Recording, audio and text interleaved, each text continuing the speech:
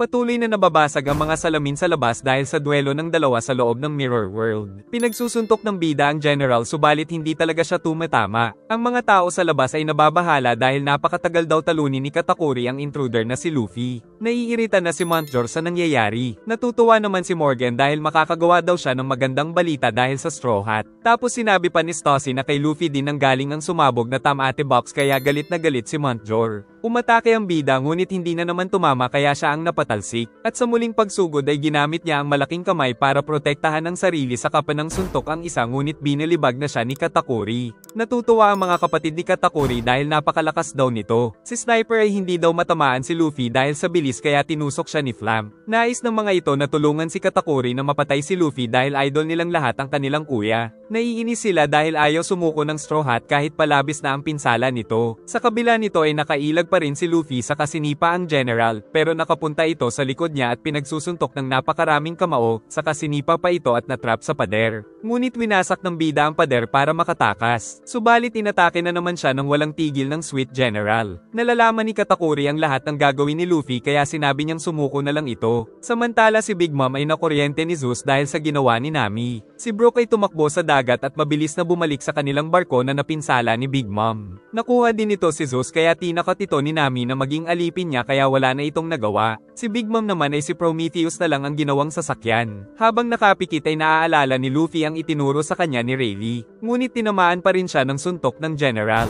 Pero nagpatuloy siya sa concentration kaya nagpalabas ng maraming donut ang kalaban saka siya inatake ng mga ito. Ngunit sa sunod na pagsuntok ay nakailag ang ating bida na ikinagulat ni Katakuri. At ang sunod na atake ay nasabayan na rin ni Luffy gamit ang Gear 3rd. Ngunit sinipa siya nito at tumalsik pero nababahala si Katakuri dahil nalalaman na ni Luffy ang teknik. Kaya pinagbabaril niya ang bida at muling inilabas ang sandata. Saka ginamit itong pang-atake. Tapos pinagsusuntok niya pa ito gamit ang maraming kamay. Muling pumikit si Luffy pero binugbog lang siya nito. Sunod ay nakita niya na naman ang atake ni Katakuri. Pero napatalsik na naman siya. Humihingi ng tawad ang isang chef dahil may nakalimutan siyang design sa itaas ng cake. Mabuti ay marunong mag-skywalk si Sanji kaya siya na ang gumawa nito na napakaganda ng kinalabasan kaya natuwa ang mga kasama. Pagkatapos nito ay isa-isa nang bumagsak ang mga chef dahil sa sobrang kapaguran. Saka sinabi ni Sanji na kailangan niya nang umalis. Si Big Mom ay hinahabol pa rin ang kanilang barko kaya naghanda si Chopper gamit ang Monster Point. Naghanda na din ang mga kasama. At tagumpay naman na nasalag ni Chopper ang espada nito. Sunod ay umatake si Nami ng hangin. Ngunit nilabanan ito ni Prometheus. Saka pinrotektahan ni Brook ang dalaga gamit ang yelo. Sa muling pag-atake ni Big Mom ay napinsala na nito si Chopper. Tapos pinalaki ng Emperor ang kanyang alagang si Prometheus para sunugin sila.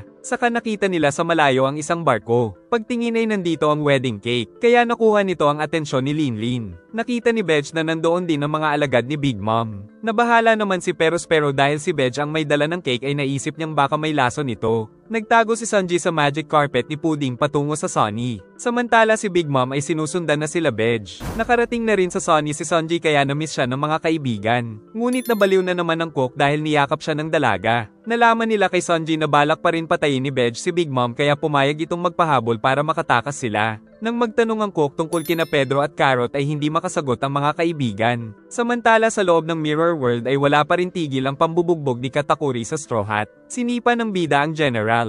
Ngunit sa pag-atake nito ay nagulpi na naman siya. Saka pinagsisipa pa nito ang ating bida hanggang sa muling mapatalsik. Giit ni Katakuri na wala siyang pag-asang manalo. Nang may tumamang karayom sa tuhod nito kaya hindi na siya makakilos. Kaya sa pag-atake ni Katakuri ay tinamaan siya sa tagiliran. Dahil nangialam pala sa laban si Flam. Pinag-utos ni Montjor na magtungo ang lahat ng barko nila sa Cacao Island para siguruhin ang katapusan ng Straw Hat Pirates. Sinabi ni Bedge kay Perospero na siya na daw ang bahala sa hunger pangs ni Big Mom. Pero nagagalit si Boy Dila dahil kalaban na si Bedge. Kaya nagpa siya itong sundan ng Fire Tank Pirates dahil siguradong may masama silang plano kay Big Mom. Samantala sila Smoothie naman ang magpapatuloy manghabol sa Straw Hat Ship. Nalaman na din nila namin na alam na pala ng mga kalaban ang kanilang plano. Nahihirapan na ang kanilang captain kaya pinagtatawanan ito ng mga batang anak ni Big Mom. Pero lalaban pa rin siya kaya muling sinipa ng galit na Sweet General. Samantala si Flamp ay nai-imagine na napinupuri siya ni Katakuri dahil sa kanyang ginawa. Nagpatuloy sa pag-atake ang General sa ating bida ngunit hindi niya na ito matamaan. Pero tinamaan siya ng isang malakas na suntok, saka tinadtad ng napakaraming mga kamao upang tuluyan.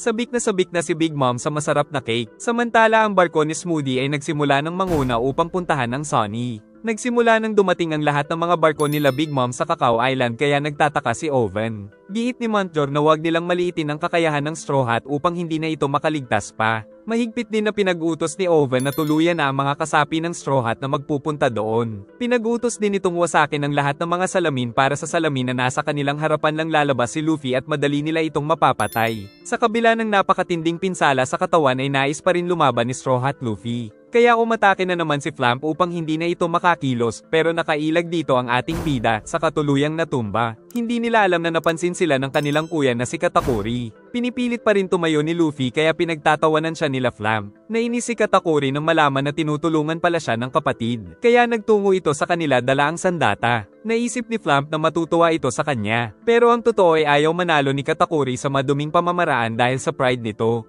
Kaya pinakita nito sa mga kapatid kung paano niya rin tusukin ang sarili para maging patas ang labanan nila ni Luffy. Saka pinakita nito ang nakakatakot na bunganga at sinabing huwag mangingialam sa labanan ng mga mandirigma. Napaiyak si Flamp pero kalaunan ay pinagtutukso na siya ng sariling mga kapatid dahil sa ginawang pinsala sa sarili. Tapos dinuraan pa siya nito sa pagmumukha pero binaliwala niya lang ito at bumalik siya kay Luffy. Inutos din ni Flamp na kuhanan siya ng litrato para maipakalat nila ang tunay niyang itsura. Dahil dito ay pareho na daw silang aatakihin ni Flamp ng karayom na may lason. Nagtagisan ng lakas ng Color of the Supreme King Haki ang dalawa kaya nagkaroon ng malakas na pagyanig at nawala ng malay ang mga kapatid ni Katakuri. Balak pala ni Bege na magtungo sa Liquor Island dahil doon daw nila mapapatay si Big Mom. Giit ni Chiffon na sa susunod na isla pa nila dapat gawin ang plano upang masiguro ang kaligtasan nila Nami. Sa una ay tutol pa si Bege dahil sila ang malalagay sa alanganin. Pero dahil sa determinasyon ni Chiffon ay pumayag na rin ang asawa. Si Sanji ay nagpatulong kay Pudding upang mauna sa Cacao Island. Sa wakas ay nagising na rin si Carrot. Ngunit biglang umatake si Smoothie kaya pinihit ni Jimbei ang manibela ng barko para makailag. Napag-alaman na pinapatay pala nito ang mga bihag para mas lumaki siya at mas lumakas. Nang makita ito ni Brook ay nais niya daw makita ang Ponzo. Saka umatake na naman ito kaya nanganganib na mawasak ang kanilang barko. Lumaki ng lumaki si Smoothie dahil sa mga hinihigop ng mga tao. Saka muling umatake ng mas malakas ngunit sinikap pa rin ni Jimbei na makailag mula dito.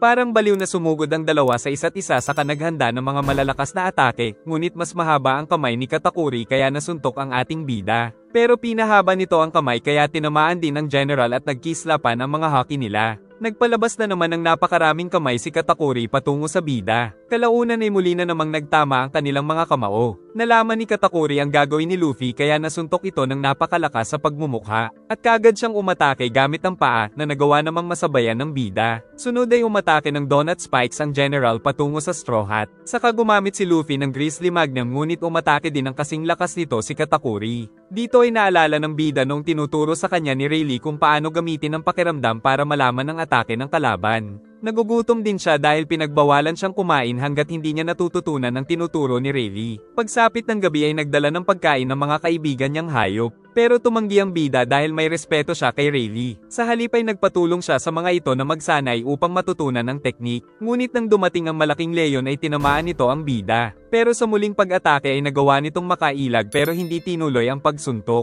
Ang dahilan pala ay natusok ito kaya nagwawala. Kinabukasan ay mas gumaling sa pag-ilag si Luffy. Hanggang sa umabot na rin sa 100 beses na hindi siya tinamaan ni Rayleigh kaya pwede na siyang kumain. Sa present ay tinamaan na naman siya ni Katakuri. At muling naalala ang sinabi ni Rayleigh na may mga sobrang lakas ng hockey kaya nagagawa ng makita ng saglit ang future. Dito ay nalaman niyang si Katakuri ang isa sa mga ito. Dahil dito ay tila nagkaroon ng ultra instinct ang bida kaya hindi matamaan ng napakaraming suntok. Ngunit nang magtama ang mga kamao ay uminit ang kanyang kamay. Saka gumamit ng nag-aapoy na kamao si Katakuri na tumama sa kanyang katawan. Muling sumugod ang bida habang sumusuntok kaya nagtagisan ang dalawa ng malalakas at mabibilis na atake. Hanggang sa magawa nito na tamaan ang mukha ng general pero napatalsik si Luffy sa kakagad na sinipa at tinadyakan sa pagmumukha. Hindi tumigil ang dalawa sa mga malalakas at hindi mapigil ng mga atake upang mapatumba ang kanilang katunggali. Pagkatapos magpahinga ng sandali ay muling nagsuntukan ng dalawa. Samantala si Pudding ay nababaliw na naman dahil patay na patay siya sa cook. Samantala sa Cacao Island ay naghihintay na ang lahat ng napakaraming malalakas na puwersa ni Big Mom upang tuluyan ng burahin sa mapa ang buong Straw Hat Pirates. Hinintay ni Katakuri na makabangon si Luffy dahil gusto niya ng patas na labanan. Samantala si Luffy naghandang gamitin ang Gear Fort. Si Rayleigh ang unang nakakita ng Gear Fort ni Luffy kung saan winasak nito ang isang bundok upang ipakita ang lakas nito. Pero pagkatapos nito ay sinabi ng Dark King na hindi pa rin ito sapat dahil sa isang suntok nito ay talsik ang bida at saka bumaon sa isa pang bundok. Si Luffy naman ang umatake kay Rayleigh pero nakatakas pala ito. Kaya pinadami niya ang mga kamay na tinawag niyang kung organ ngunit hindi niya pa rin matamaan ang kanang kamay ng Pirate King.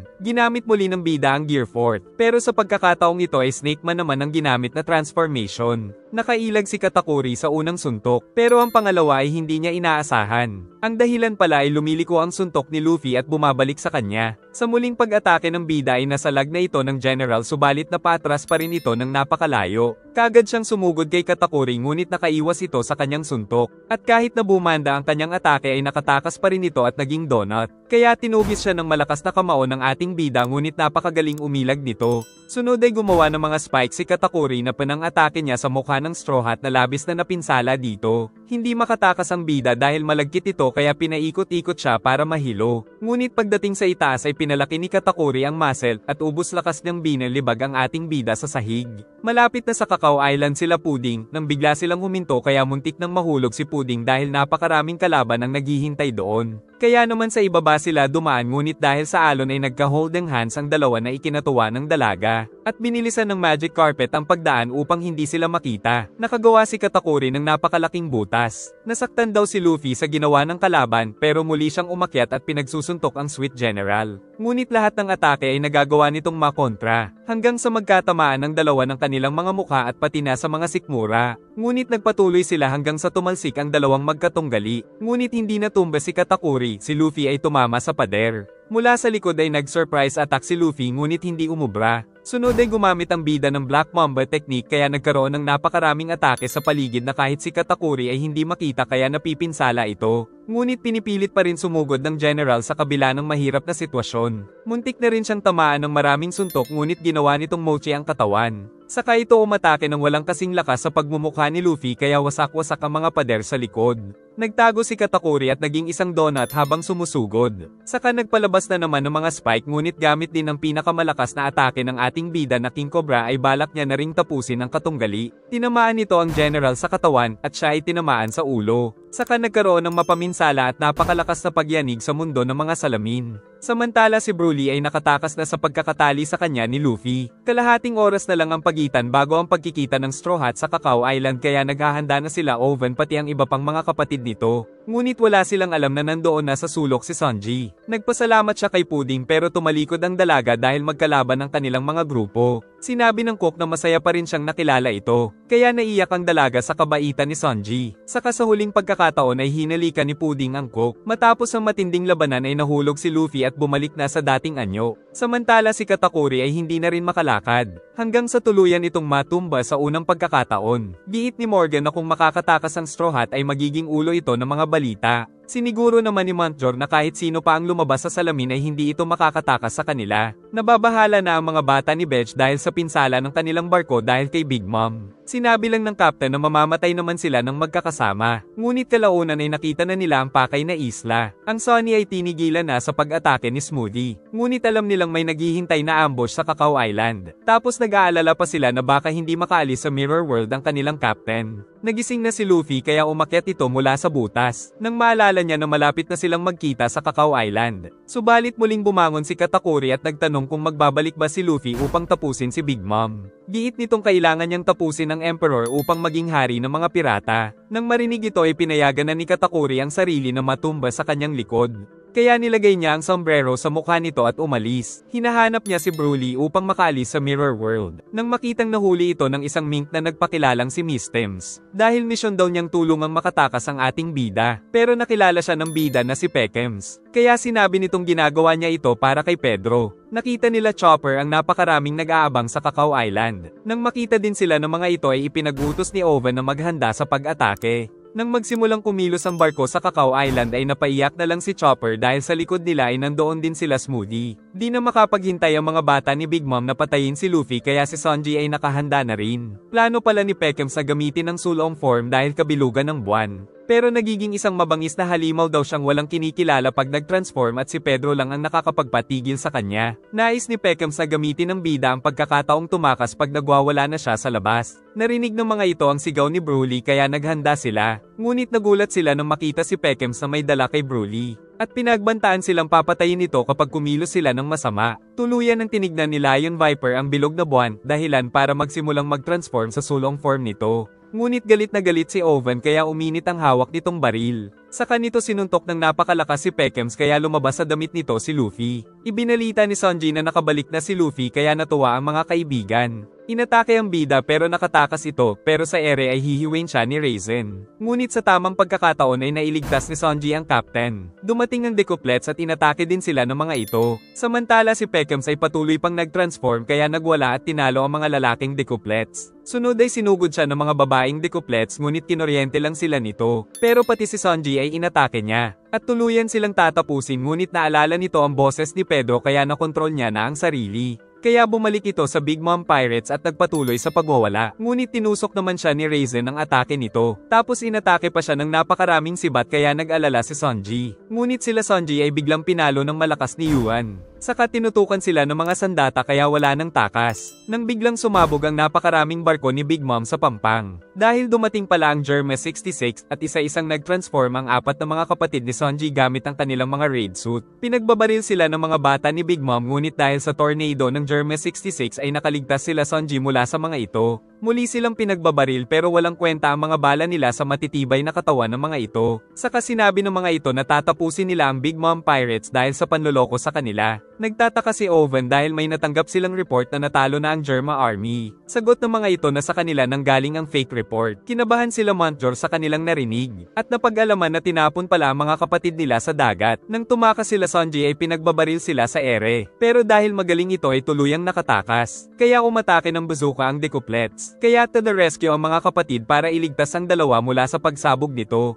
Saka inatake naman sila ni Judge ng mga cannon kaya sumabog ang iba pang mga barko nila. Sa kabila nito ay focus daw sila Smoothie sa Straw Hat. Napapaisip si Nami kung kakampi ba nila ang Germa. Tapos naisip pa ni Brook ang Ponzo ni Rijo kaya nasipa ito. Saka tumawag si Sanji at sinabing mag full speed na sila dahil hahabol na lang siya. Pinagsisipa ni Sanji ang lahat ng nakaharang na kalaban. Giit ni Broly na wag nilang hayaang makatakas si Luffy. Dahil ang totoo ay tinalo nito ang pinakamalakas nilang miyembro kaya kailangan nitong mamatay. Hindi makapaniwala ang lahat sa kanilang narinig.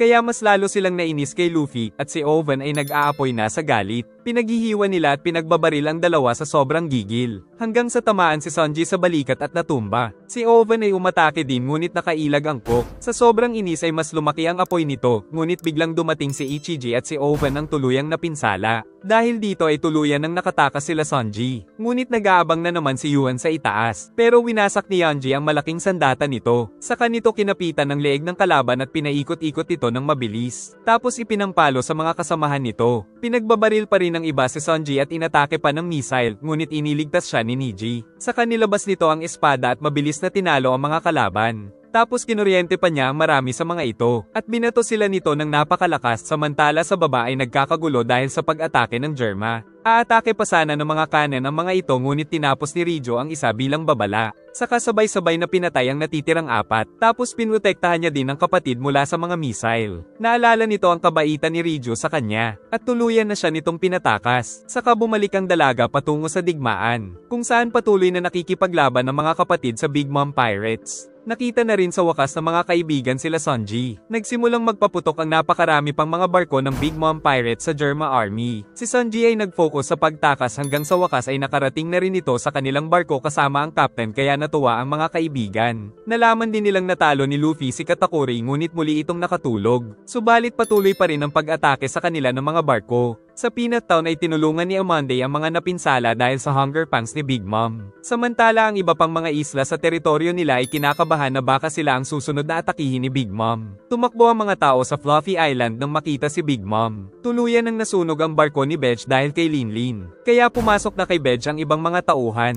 Pero ayaw pumasok ni Chiffon dahil ito pala ang isla na pinamumunuan niya. Si Big Mom naman ay excited ng tikman ng wedding cake. Hindi na tumigil sa pagpapaputok ang mga barko patungo sa Sunny. Ngunit lumaban ang Germa upang iligtas ang Straw Hat. Sa katuluyan ng mga itong tinakpan ng Sunny para protektahan. Tinanong ni Judge kung bakit nito tinaya ang buhay para iligtas si Luffy pero hindi sumagot ang anak. Sa kabila ng ginawa ng Germa Army ay wala pa rin pala silang takas dahil napapaligiran pala sila ng mga barko ni Big Mom. Sumugod sa kanila ang Genie kaya naman kinalaban ito ni Sanji. Tapos patuloy pa rin sa pag-atake ang mga barko upang tuluyang lumubog ang Sunny. Ngunit biglang lumabas si Wadatsumi kaya natalo kagad ang napakaraming barko. Tumalon si Jinbei at nakita sa ibaba ang Sun Pirates upang tulungan daw silang makatakas. Ayaw pa rin umalis ni Chiffon dahil responsable daw siya sa islang ito. Kaya pinilit na lang siya ng asawa na tumakas. Samantala si Big Mom ay tinikman na ang cake kaya napapaisip sila Montjor kung malalason ba ito. Subalit kumain lang ng kumain si Linlin at kalaunan ay napasigaw ito at nahulog kaya nag-alala ang mga anak. Subalit ang katotohanan ay para bang nagbukas ang kalangitan para kay Big Mom dahil sa sobrang sarap ng cake na natikman. Kaya naman napakanta pa ito dahil sa sarap. At nagdiwang ang lahat dahil nawala na ang hunger pangs ni Big Mom. Kaya nagpasalamat ang lahat kay Pudding. Pero alam ni Pudding na si Sanji ang dahilan kaya naging sobrang sarap ng cake. Winasak ni Wadatsumi ang napakaraming Big Mom shape kaya pinagbabaril siya ng mga ito. Ngunit tinusok ng mga fishmen ang mga ito para lumubog. Saka umakyat sila at tinalo ang mga ito. Aatakihin ng Genie sila Nami, ngunit umatake ng napakalakas si Aladdin kaya natalo ito. At sa wakas ay nagkaroon na rin ng daanan upang makatakas ang ating mga bida.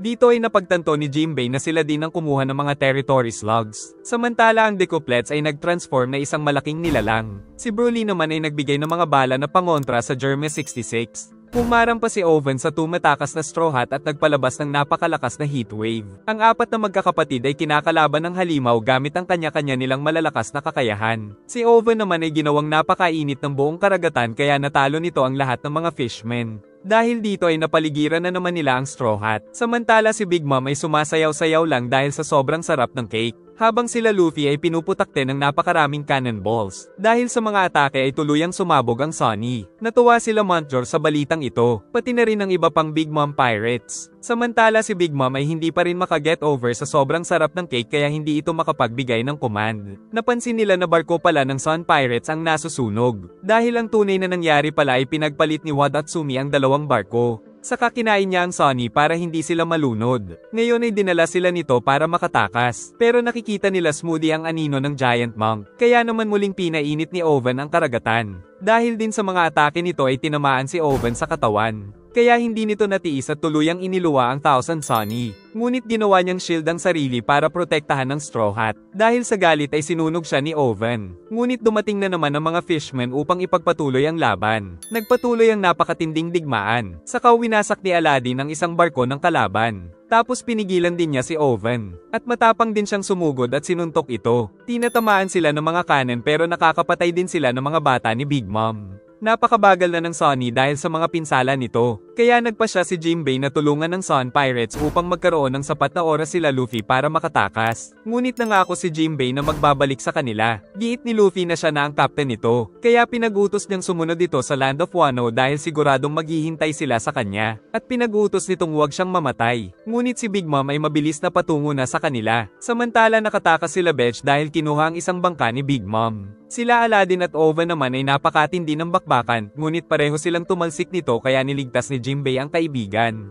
Saka nagtulong-tulong ang mga fishman na makagawa ng malaking whirlpool upang tuluyan ng makatakas ang Straw Hat. Naaalala ni Sanji si Pedro. Giit ni Carrot na ginawa naman ito ng kanyang kapatid na Mink para sa kanilang lahat pero napapaiyak pa rin siya kapag naaalala ito. Nagsimula si Chopper na gamutin ng captain. Umulan din ng cotton candy na siyang tanda na malapit na silang makalabas sa teritoryo ni Big Mom. Samantala patuloy pa rin ang pakikipaglaban nila Jinbei sa Big Mom Pirates. Si Pudding naman ay hindi makapaniwala na umalis na si Sanji. Dahil ito lang ang tanging tao na nagpakita ng kabaitan sa kanya. Saka naalala niya nung hinalikan niya ang binata dahil mamimiss niya ito. Pero tinanggal niya ang alaala ng binata tungkol sa paghalik kaya luhaan ng ate mo. Kalaunan ay nabalitaan ni Montjor na nakatakas na ang Straw Hat Pirates. Dahil dito ay umalis na rin ang Hermes 66. Samantala si Broly ay inesikaso ang kanyang kuya. Naalala nito ang nakaraan nung nabugbog si Broly ng mga kaaway ni Katakuri. Dahil dito ay sinugod niyang mag-isa ang mga kaaway at walang awang tinapos ang mga ito. Tinanong pa ni Katakuri kung anong nangyari sa Straw Hat. Nang malaman na nakatakas ito ay napangiti pa ang general. Bumalik na rin sa Germa Castle ang Germa Army. Ngunit kinabahan ng lahat nang makitang mabilis na dumarating ang kinatatakutang emperor. Dahil sa sakripisyo ng lahat ay tagumpay na nakatakas ang Straw Hat. At labis daw nilang namiss ang masarap na luto ni Sanji. Agad na nagsimulang magluto ang cook para sa mga kaibigan. Dahil katulad ni Zeph ay handa nitong pakainin ang lahat ng nagugutom.